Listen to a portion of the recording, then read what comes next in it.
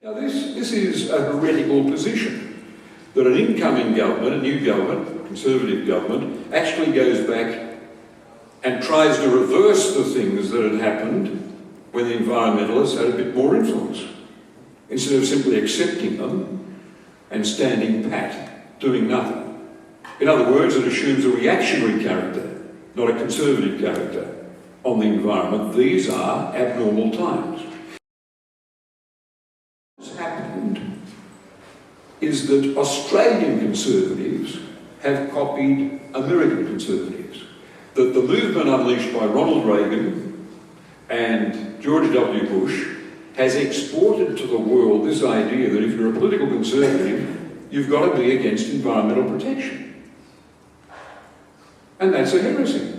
Why, if you were to believe that characteristics of our society are good and its values and should be protected against the forces of the French Revolution or whatever, why is it inconsistent with that view, that conservative view, that you should also save part of the human environment and the natural environment for future generations, just as you save values and institutions? Why should that be such a hard concept for Australian conservatives to grasp?